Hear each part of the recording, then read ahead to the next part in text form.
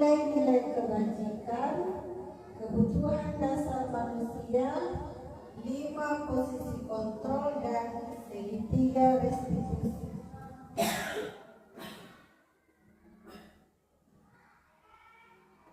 Nah, di sini ada pembelajaran dengan paradigma baru. Apa yang dimaksud dalam pembelajaran paradigma baru adalah pembelajaran yang dirancang berdasarkan prinsip pembelajaran berdiferensiasi, sehingga para murid belajar sesuai dengan kebutuhannya berdasarkan tahap perkembangan sesuai teori psikologi modern untuk mewujudkan profil pelajar Pancasila. Nah, di sini profil pelajar Pancasila terdiri atas 6 dimensi, yaitu beriman dan bertakwa kepada Tuhan Yang Maha Esa, berkebinekaan global, mandiri, bergotong royong, kreatif, dan bernalar kritis.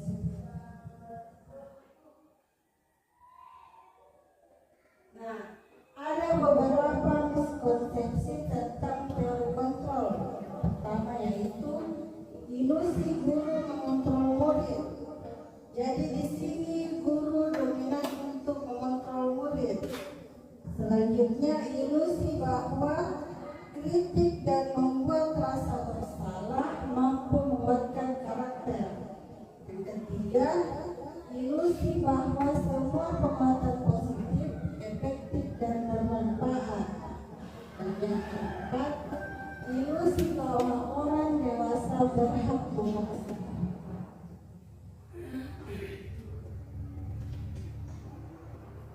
Nah, di sini ada pengertian dari disiplin positif. Disiplin berasal dari kata disiplina yang artinya belajar. Disiplin mengacu pada disiplin diri yang memiliki tanggung jawab terhadap apa yang dilakukannya berdasarkan nilai-nilai yang diyakini. Selanjutnya, disiplin positif adalah salah satu cara penerapan disiplin yang bertujuan untuk menumbuhkan kesadaran serta memberdayakan peserta didik tanpa imbalan atau penghargaan, ancaman atau hukuman.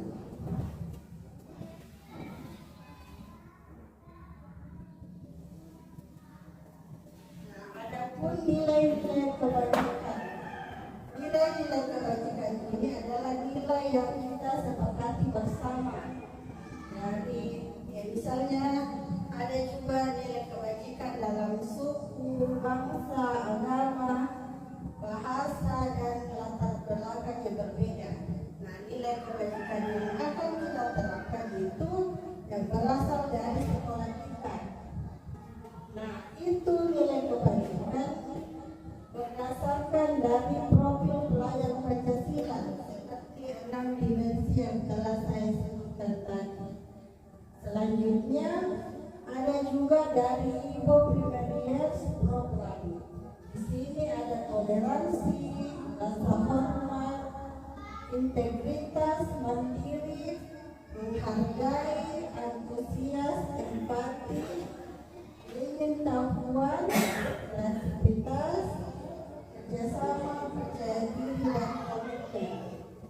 Selanjutnya dari keterampilan hidup, dapat dipercaya, urus hati,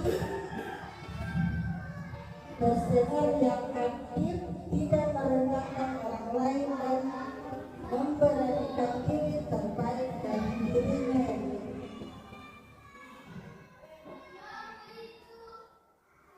Nah, selanjutnya ada juga yang disebut dengan kebutuhan dasar manusia. Ini kebutuhan dasar manusia yaitu segala sesuatu yang dilakukan untuk mendapatkan apa yang kita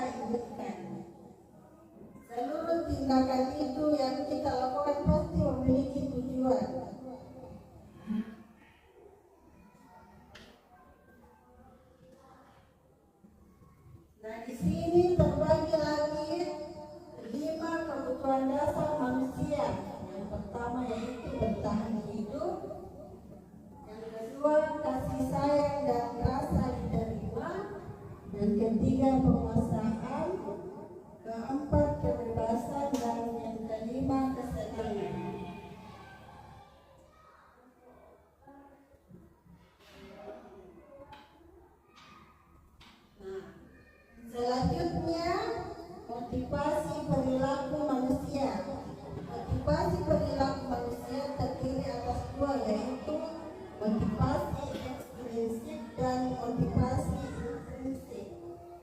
Nah, motivasi ekstrinsik yaitu untuk menghindari ketidaknyamanan dan untuk mendapatkan imbalan atau penghargaan dari orang lain.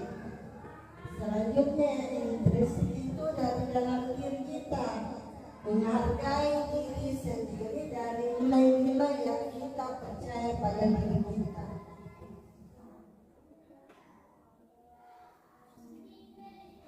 Nah, selama ini itu sebelum saya mengikuti guru penggerak, yang saya ketahui itu yang tindakan kita lakukan kepada anak hanya sebuah hukuman. Ternyata ada 3 macam. Ada hukuman, konsekuensi, dan restitusi. Hukuman di sini yaitu tidak terencana atau tiba-tiba. Murid tidak tahu apa yang akan terjadi atau tidak dilibatkan bersifat satu arah berupa hukuman fisik atau psikis. Yang kedua, konsekuensi. Konsekuensi di sini yaitu terencana, disepakati sesuai peraturan. Murid tetap dibuat tidak nyaman. Sikap guru selalu memonitor murid. Selanjutnya yang ketiga yaitu restitusi. Di sini tingkatan yang paling merangkul murid. Proses menciptakan kondisi murid untuk memperbaiki kesalahan. Nah, proses kolaboratif yang mengajarkan murid untuk mencari solusi sendiri.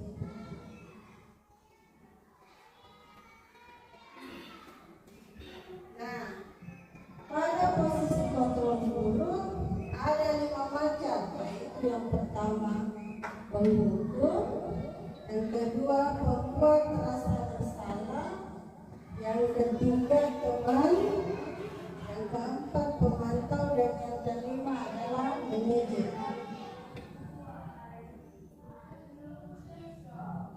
Nah, di sini contoh penghukum. Penghukum di sini suka menghardik, menunjuk, berkaca pinggang, membentak, hukuman fisik dan psikis. Dampak pada murid yaitu murid menjadi pendendam, tidak menyukai guru, atau apabila kita mau masuk di dalam kelas itu pasti murid merasa tidak nyaman.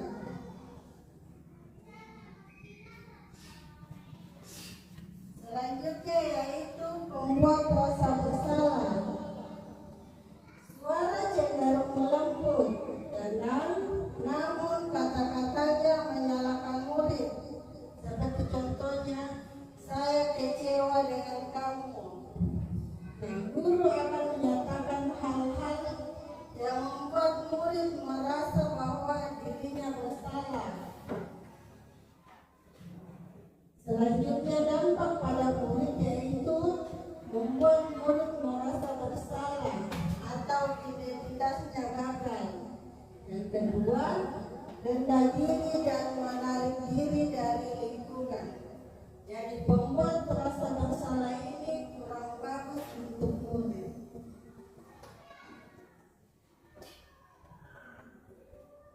Selanjutnya yaitu guru sebagai teman. Suara guru di sini ramah, cenderung bersenda-gurau untuk menghangatkan suasana.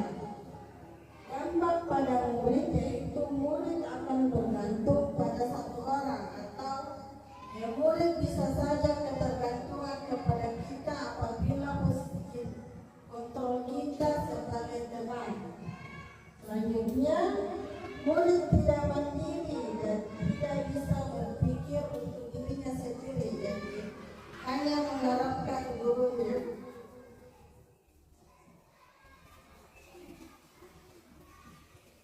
Yang keempat yaitu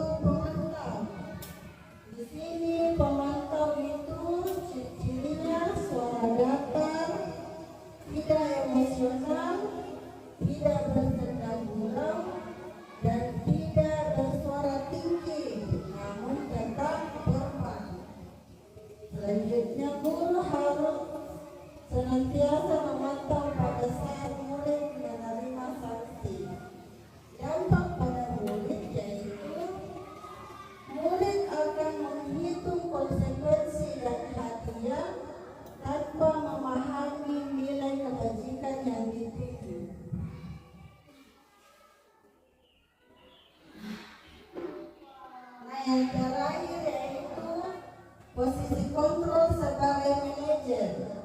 Di sini seorang netral, tidak emosional, tidak terlalu ramah, dan tidak bernada tinggi. Tercipta identitas positif atau berhasil. Guru mengajukan pertanyaan-pertanyaan bermakna. Guru membimbing murid memecahkan masalahnya secara mandiri. Jadi pada posisi kontrol ini, guru membuat siswa menemukan solusi dari permasalahannya. Dampak pada murid yaitu murid mandiri dan murid juga percaya diri dan dapat memecahkan masalahnya sendiri. Nah, di sini ada contoh penerapan 5 posisi kontrol guru. Kasusnya yaitu siswa tidak memakai atribut terlengkap pada saat upacara bendera. Apabila kita sebagai penghukum, kita akan memberikan hukuman berupa hormat pada bendera selama 1 jam. Apabila kita pembuat rasa bersalah, kita akan menanya kepada siswa, berapa kali ibu atau bapak harus memberitahu kamu? Kamu selalu saja mengejawabkan bapak atau ibu. Nah, yang ketiga, jika kita sebagai teman, kita akan menyatakan bahwa tolong bantu ibu ya, sekali ini saja. Ya sudah, tidak apa-apa.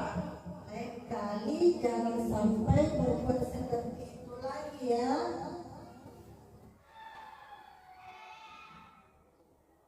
Nah, keempat yaitu memantau.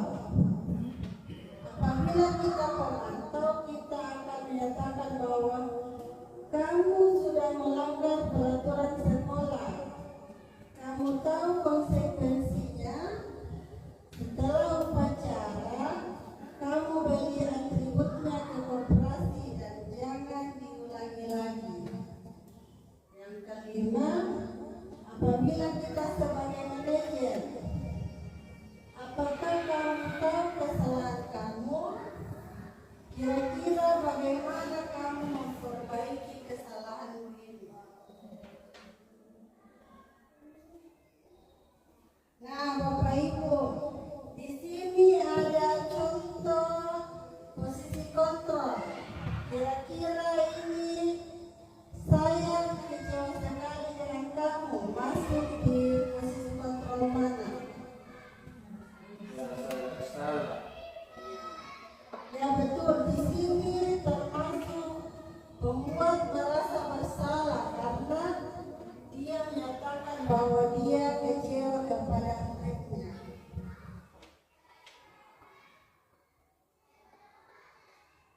Nah, selanjutnya, posisi kontrol apa kamu? Apa rencanamu untuk menyelesaikan masalah ini? Manajer. Ya, manajer. Jadi manajer di sini memberikan pertanyaan kepada siswa. Untuk menemukan sendiri solusi dari permasalahan yang dihadapi.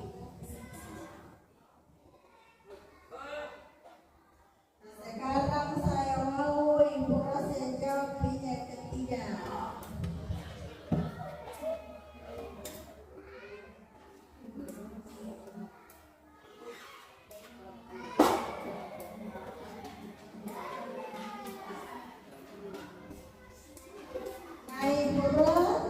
Kira-kira jika pertanyaannya, ayolah dilakukan dari ibu guru ya. Kira-kira itu masuk posisi kontrol apa? Sebagai teman. Ya betul. Jadi kalau sebagai teman itu sama halnya kalau kita berbicara dengan teman tak. Jadi itu siswa tak dianggap dianggap sebagai teman, dirangkul. Nah, menurut Bapak Ibu, dari kelima itu yang mana yang sebaiknya diterapkan? Yang paling baik diterapkan itu posisi manajer. Kita memberikan kesempatan kepada murid untuk membahas masalahnya dan membuat mereka menemukan solusi sendiri dari permasalahan yang dihadapi. Nah, selanjutnya kita masuk di keyakinan kelas. Nah, menurut Bapak Ibu, mengapa keyakinan kelas bukan peraturan kelas?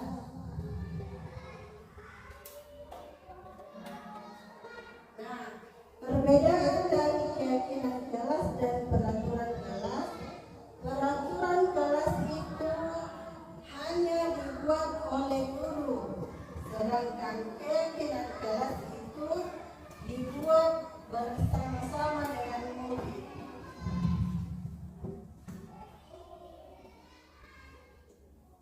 Nah, pembentukan keyakinan kelas itu bersifat abstrak, berupa pernyataan universal, dibuat dalam pernyataan positif sedikit saja agar mudah diingat. Jadi di sini pernyataannya harus jelas, sesuai dengan kondisi kelas dan sekolah.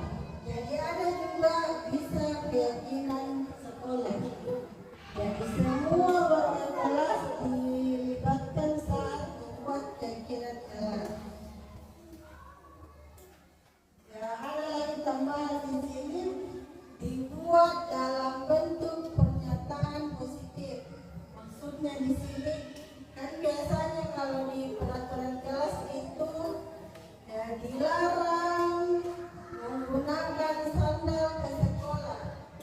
Jadi keyakinan kelas yang sebaiknya digunakan yaitu menggunakan sepatu ke sekolah. Jadi dihilangkan larangannya atau negatifnya. Nah, selanjutnya kita masuk di segitiga restitusi. Jadi segitiga restitusi adalah suatu proses dialog yang dijalankan oleh guru agar dapat menghasilkan murid yang mandiri dan bertanggung jawab. Dalam segitiga restitusi ada 3 macam, yaitu menstabilkan identitas, menanyakan keyakinan, dan juga validasi tindakan yang salah. Jadi segitiga restitusi itu adalah satu kesatuan, tidak boleh terpisahkan. Nah, kita masuk yang pertama, menstabilkan identitas.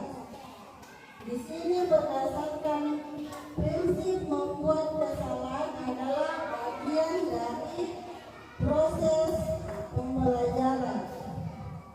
Nah, biasa kita di sini pernyataan yang biasa dinyatakan di dunia yaitu yang berbuat salah itu wajar.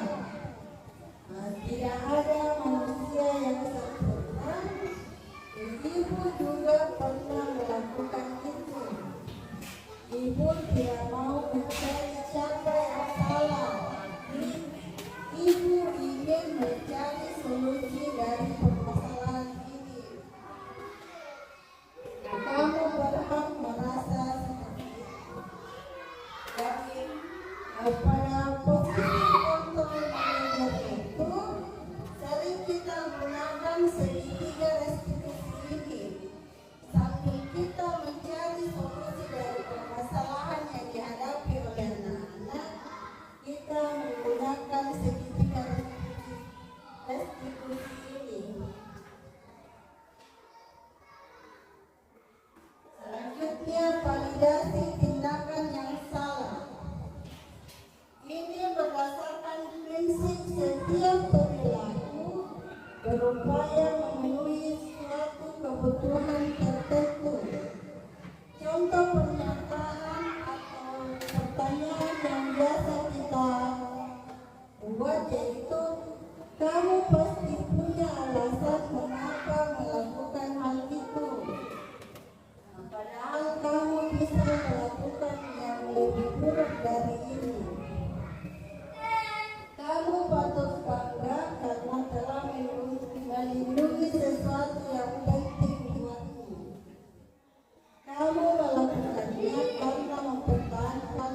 sesuatu yang penting bagimu.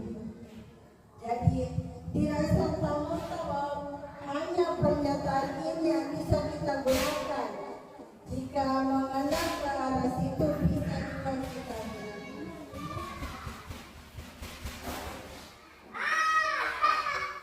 Yang ketiga yaitu menanyakan keyakinan. Ini berdasarkan prinsip teori kontrol bahwa pada dasarnya kita termotivasi secara intrinsik. Di sini contoh pernyataannya yaitu apa keyakinan keras kita. Selanjutnya nilai-nilai apa yang kita sepakati bersama. Seperti apa sebuah gambaran kelas ideal untuk kamu. Kamu ingin menjadi orang yang seperti apa? Baiklah, Bapak Ibu, saya akan menayangkan video pada saat saya menerapkan segitiga restitusi dengan 2 orang siswa.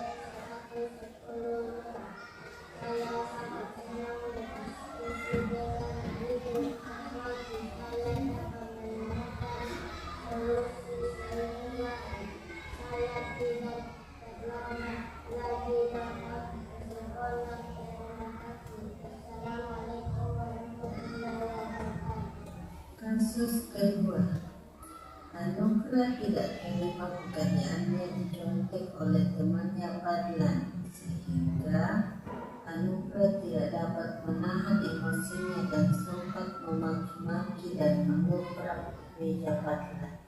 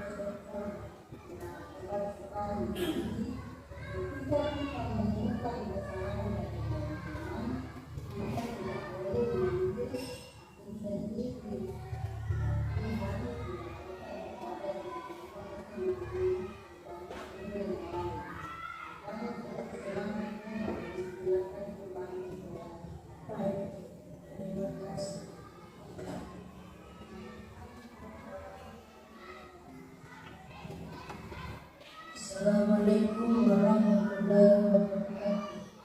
Saya Muhammad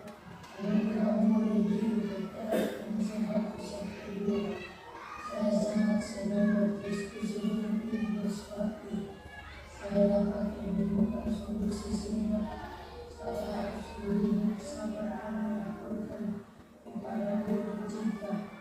Ada kemudian yang tidak hati sendiri. Terima kasih. Assalamualaikum warahmatullahi wabarakatuh.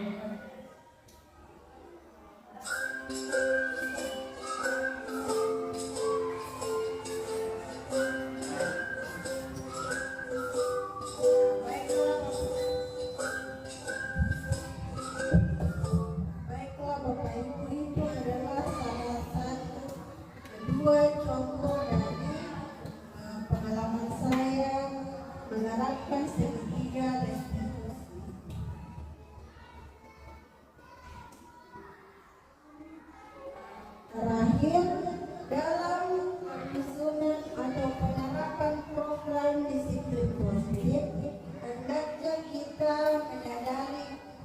bahwa kita memiliki standar kepribadian, profesional dan sosial yang baik, di mana guru mampu merefleksi dirinya sendiri sebagai among atau manajer yang menuntut murid-muridnya menjadi insan yang mandiri, merdeka dan bertanggung jawab.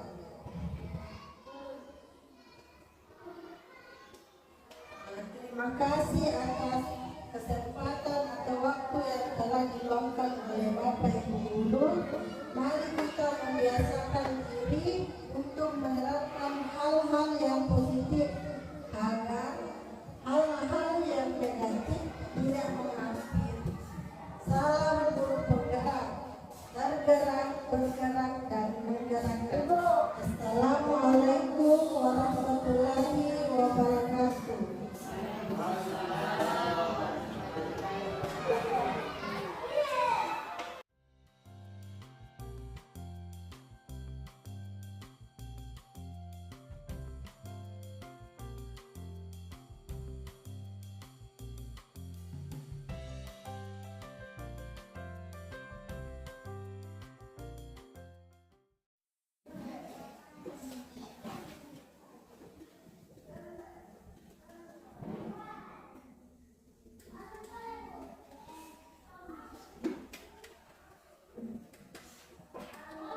Assalamualaikum warahmatullahi wabarakatuh.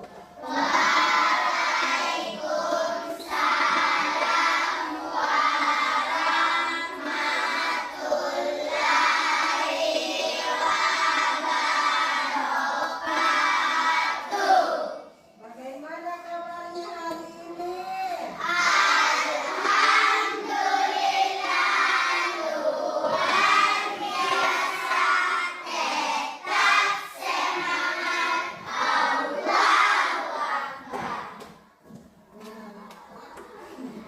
Anak-anak, hari ini kita akan membuat keyakinan kelas. Siapa yang tahu apa yang dimaksud dengan keyakinan kelas? Jadi keyakinan kelas itu adalah keyakinan yang kita sepakati bersama. Nah, siapa yang tahu di sini apa perbedaan antara keyakinan kelas dan peraturan kelas? Pak Yesya? Nah, jadi itu kalau peraturan kelas hanya dibuat oleh ibu guru dan harus ditaati oleh semua murid. Itu peraturan kelas sama halnya dengan tata tertib. Nah, perbedaannya dengan keyakinan kelas, kalau keyakinan kelas itu kita buat bersama. Jadi hasil kesepakatan antara ibu guru dengan murid-murid. Seperti itu. Nah, sekarang apa kira-kira contohnya kalau peraturan kelas? Tidak boleh makan di kelas. Ya, betul, Wahyu. Tidak boleh makan di kelas. Siapa lagi yang tahu? Ya, kalau kita Putra, ya. Tidak boleh terlambat. Ya, tidak boleh terlambat datang ke sekolah. Tidak boleh buang sampah di sembarang tempat.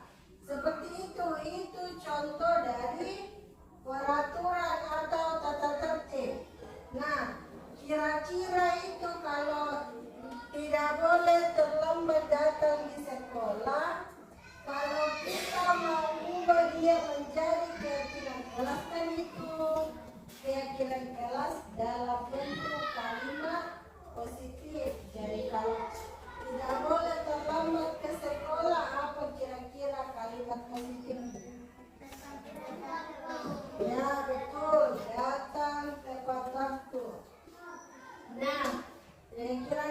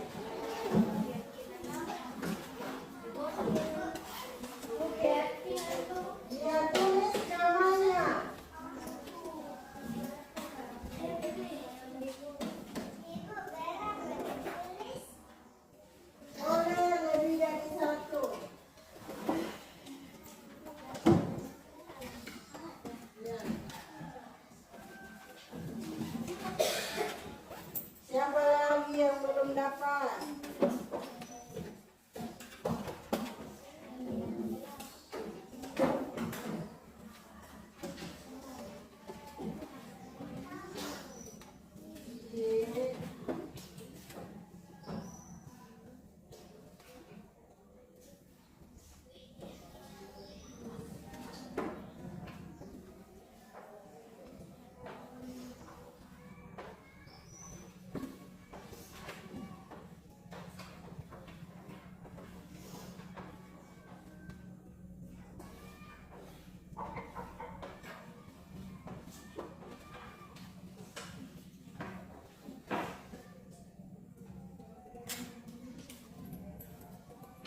Jadi kalau sudah selesai kita tulis itu di kertas, silakan ditempelkan di papan sebelah sini yang warna hitam. Silakan ditulis apa kira-kira jelas.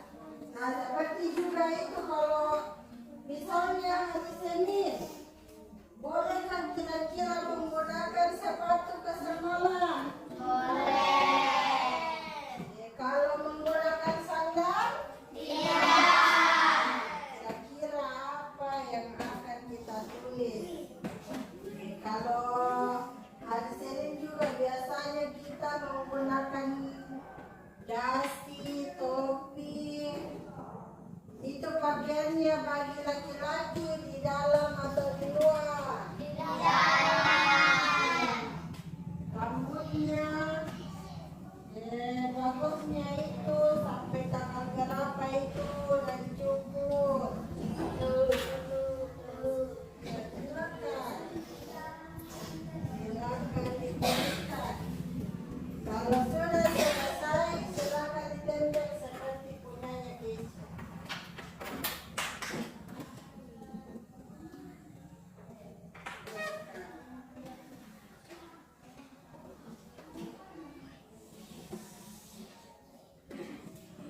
Jadi nanti kalau sudah semua ditempelkan, kita akan bahas yang mana kira-kira yang akan kita pilih.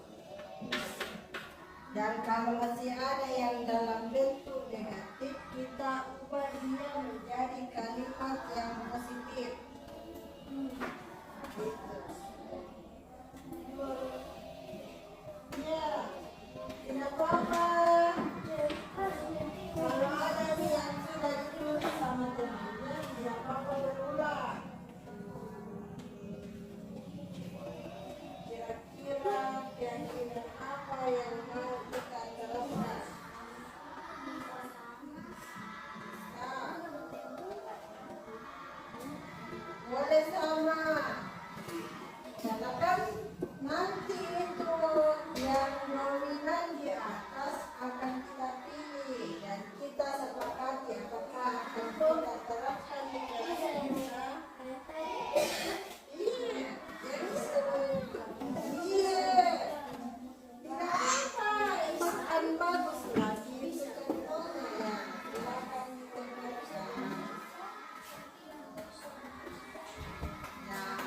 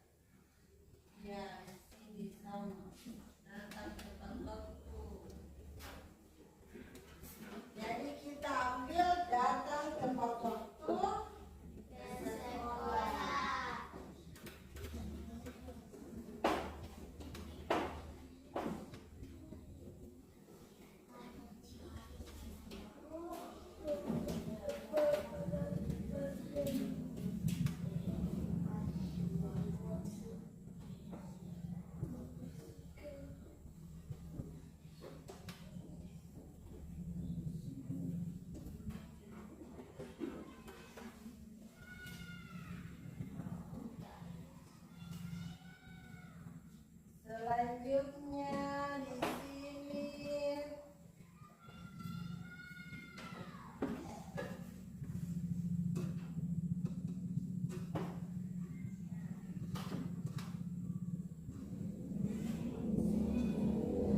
mengerjakan tugas dari guru. Masuk atau tidak?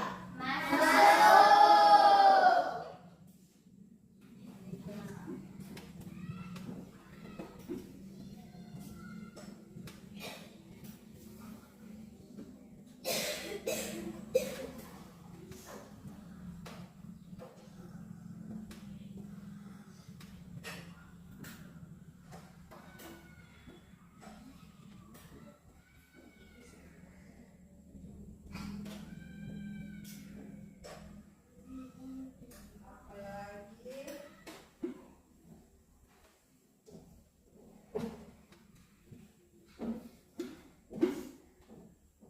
ini memakai, tidak boleh memakai sandal ke sekolah. Tidak boleh memakai sandal ke sekolah itu kalimat negatif atau positif? Nah, bagaimana kira-kira kalimat positifnya? Iya, memakai sepatu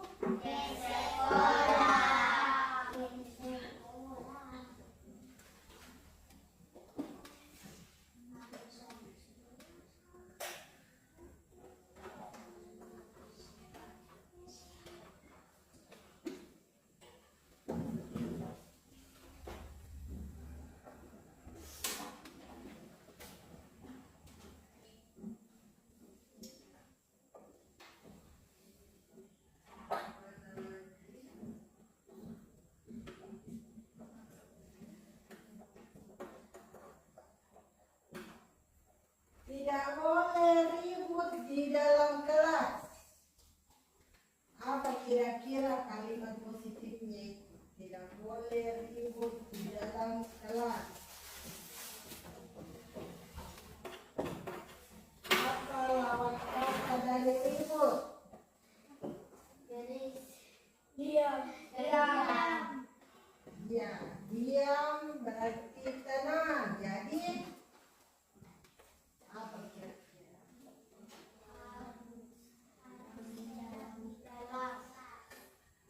Tenang dalam kelas mengikuti pelajaran. Tenang mengikuti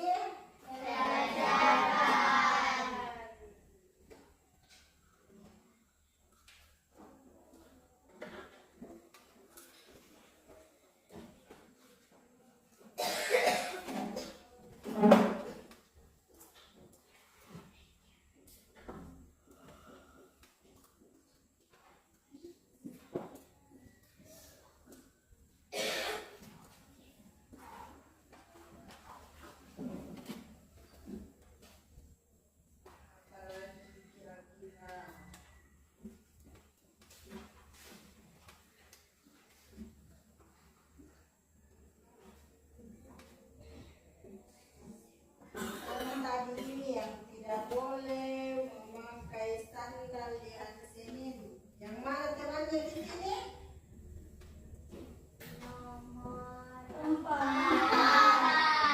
Apa ini?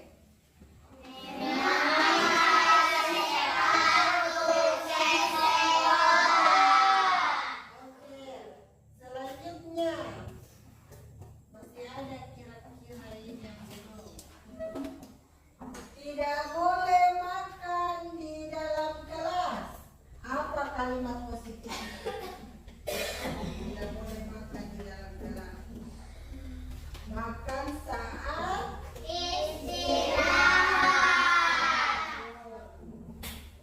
jadi kita boleh makan pada jam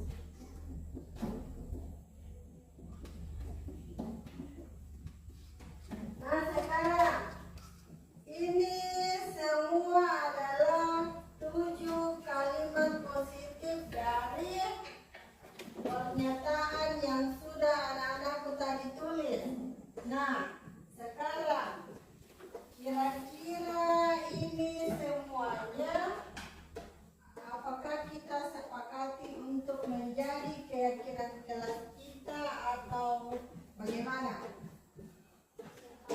Pertama, ibu bacakan ulang ya. Membuang sampah pada tempatnya. Bagaimana? Sepakat atau tidak? Kedua, datang tepat waktu ke sekolah. Yang ketiga, mengerjakan tugas dari guru. Apa yang keempat, Putra? Memakai sepatu ke sekolah. Ya, bagaimana teman-teman? Yang kelima, tenang mengikuti pelajaran. Jadi banyak hal yang bisa kita hindari pada saat ini, keyakinan kelas yang ini. Tenang mengikuti pelajaran. Di situ tadi termasuk tidak boleh cerita, tidak boleh apa tadi? Tidak boleh ribut, tidak boleh bermain, apa lagi? Ya, sudah itu termasuk. Nah, yang keenam, makan saat jam istirahat. Jadi sebaiknya jangan makan di dalam kelas. Yang terakhir, memakai topi di luar kelas, di luar ruangan. Nah, seperti itu. Jadi ini adalah keyakinan kelas yang akan kita terapkan. Jadi keyakinan kelas itu bukan hanya bisa diterapkan dalam 1 tahun, bisa juga berganti, misalnya setiap hari, bisa juga dalam 1 pekan kita ubah lagi, bisa juga dalam 1 bulan. Jadi tergantung kesepakatan kita bersama-sama. Pada saat berganti jam pelajaran juga itu bisa diganti itu kesepakatan kelasnya. Nah, sekarang siapa yang mau bertanya? Adakah yang mau bertanya sebelum kita akhiri? Siapa? Tidak ada? Oke. Jadi cukup sampai di sini penyusunan kegiatan kita. Wabillahi